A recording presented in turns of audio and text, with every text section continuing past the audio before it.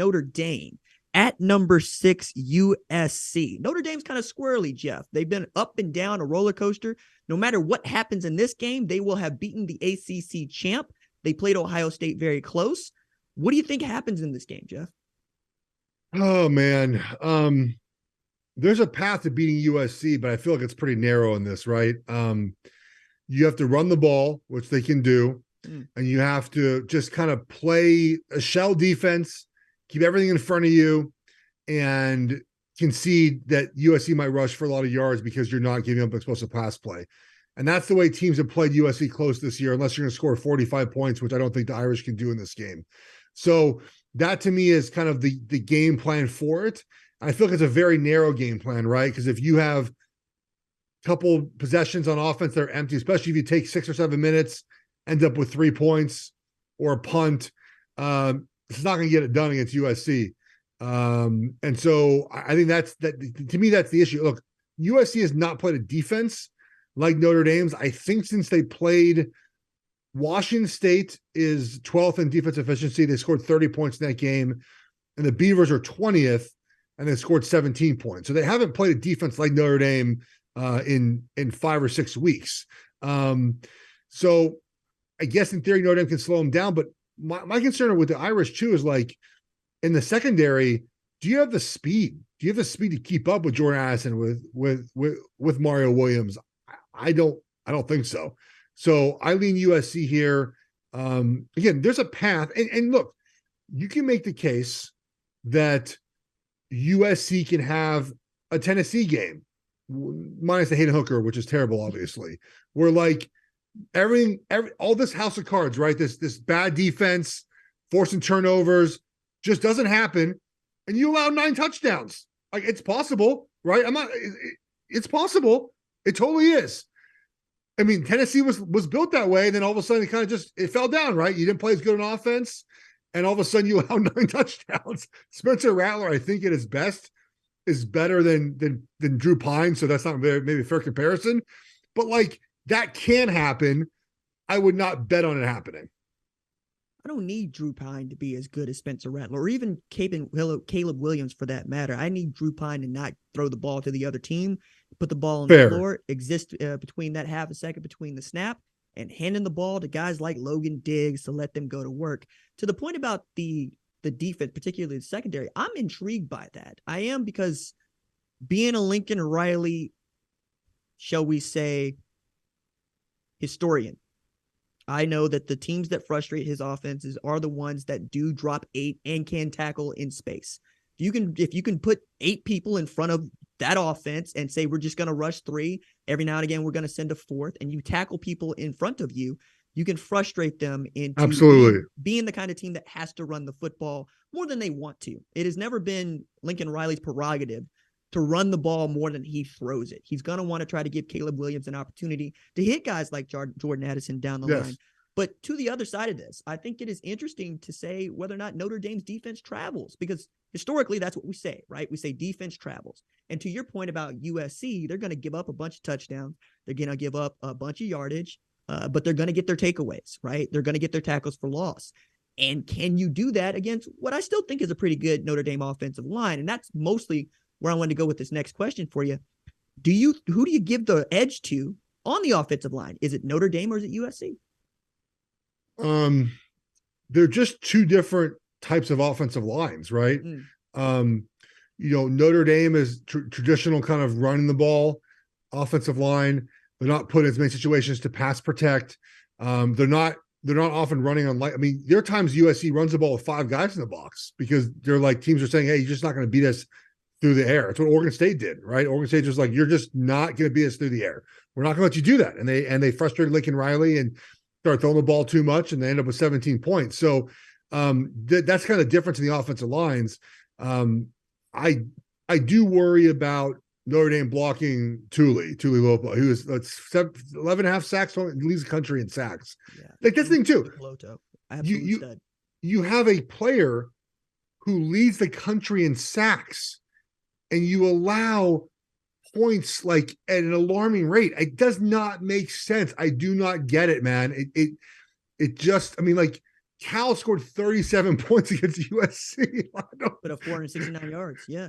I don't, it does not, like, it breaks my brain thinking about how USC continues to do this. And I think USC wins by 2 touchdowns. Like, I don't think, like, it has not mattered. Maybe it matters against Oregon, maybe it matters against Georgia, but it has not mattered to their success this season. I think you're onto something there. I also just want to take a larger point and ask, or make a larger question, and ask, can USC afford a loss to Notre Dame or even the Pac-12 Championship? No chance. Okay. I mean, you heard from the committee today, they're already questioning their resume. You take an L to Notre Dame, you got 2 losses now.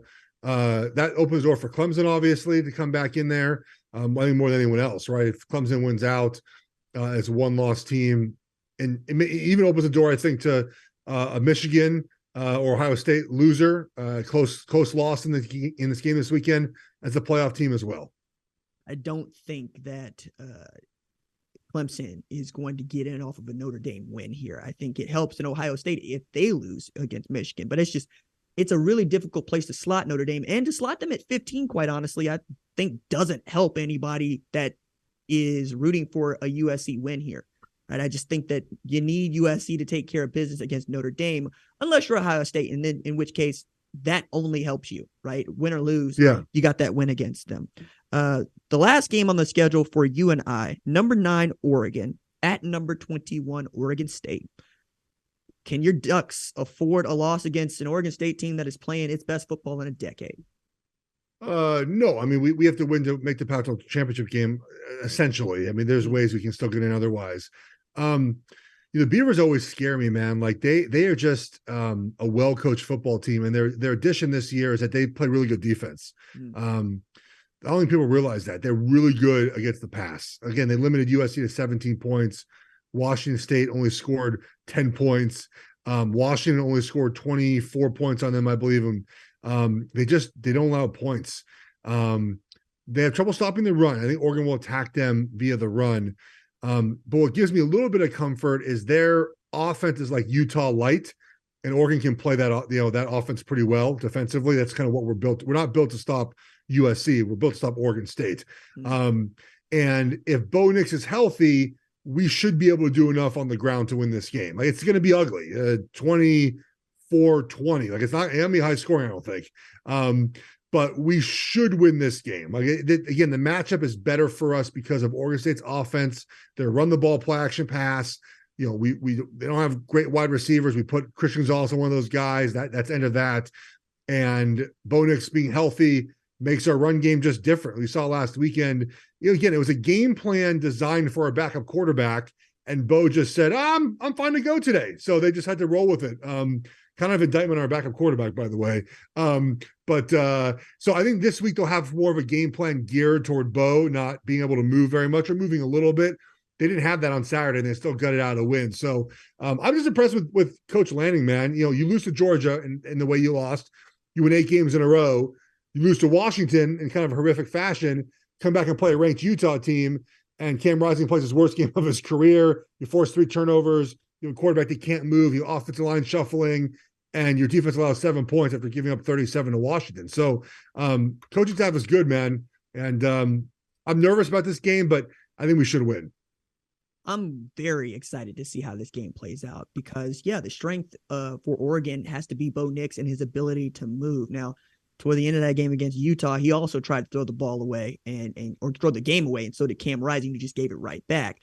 But going into this game, it's very clear to me that Oregon State doesn't need a quarterback to win, and that should terrify you if you're a Ducks fan, because they've had 7 different dudes throw passes, and they still got a package for Jack Collette that goes both ways. Now, a lot of that is predicated on Damian Martinez and his ability to run the ball, and I would love to see what he can do against this Tosh Lupoi front, because that's going to tell us a lot right off the jump. But I'm with you. They're going to grind you out. It's going to be low scoring because they're going to hold the ball.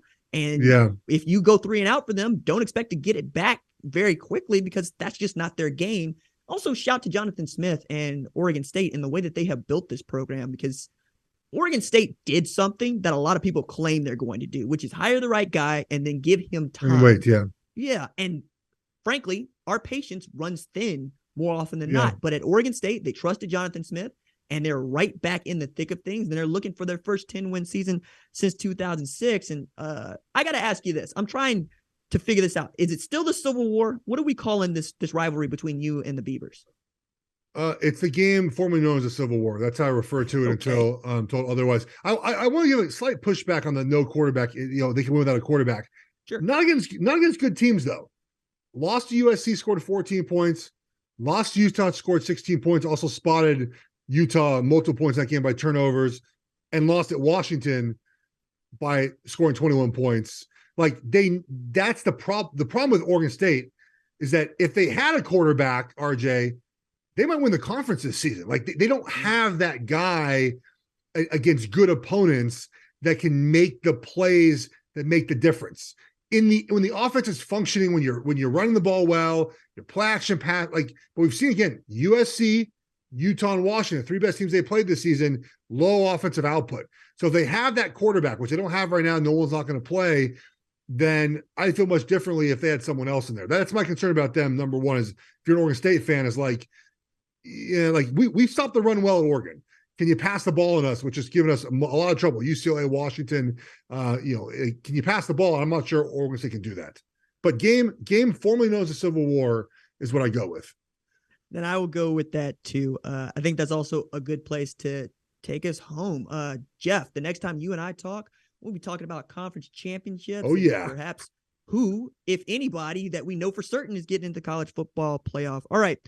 Thank you for watching the #1 college football show. Please remember to subscribe to the channel and like this video so that you don't miss any of the best college football coverage in America.